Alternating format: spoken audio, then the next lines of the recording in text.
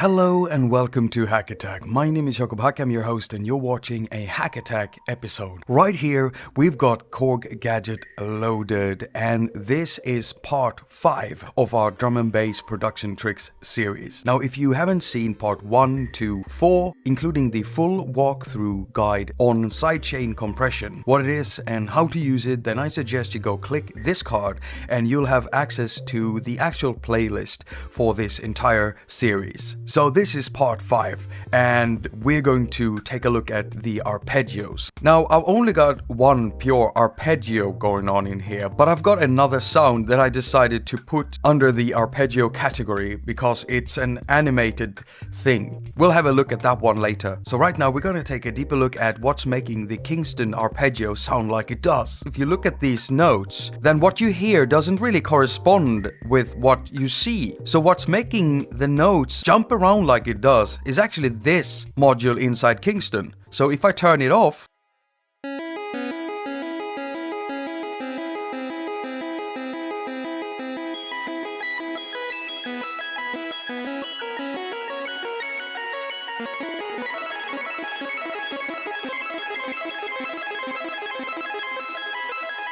right, so let's have a look at the actual effect slot. As you can clearly hear, there's a delay and reverb on it. But what's making this arpeggio sound so brittle is what I've done inside the equalizer. So we're going to turn off the delay and the reverb.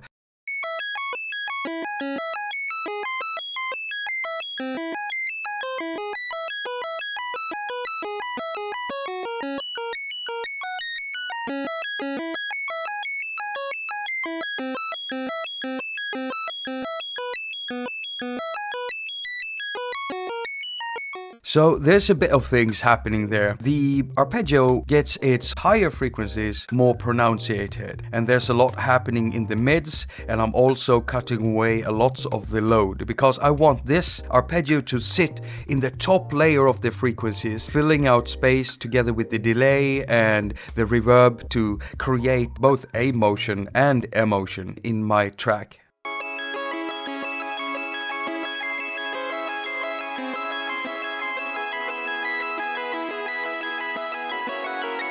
You know, stuff like this makes me really happy. Right, so I'll just give you the details of the equalizer settings. So starting from the bottom, I've low shelved it down from 401 Hz down to minus 6.3 decibels. And then in the mid, I'm using the default Q shape. So it's got a sharp point of 10, and I've enhanced the frequency around 2300 Hz up 5 decibels. So that's plus 5 decibels. The frequency knob is placed around 11,000 Hz and I've gained it 7.2 decibels. Right, so let's have a look at this little thing here.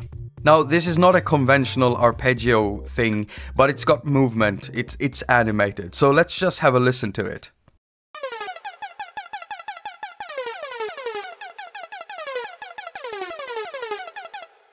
And I made this one to give energy to the leads and the bass.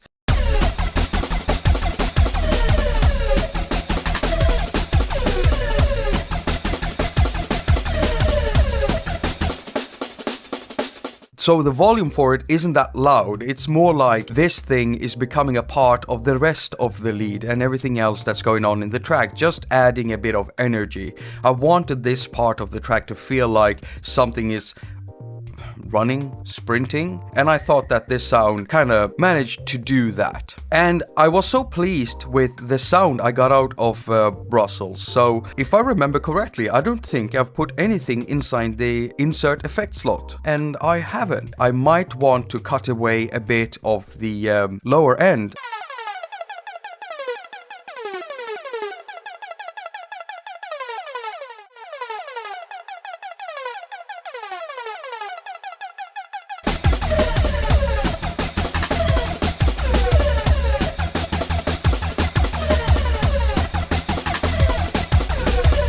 Right, so that's pretty much it for this episode.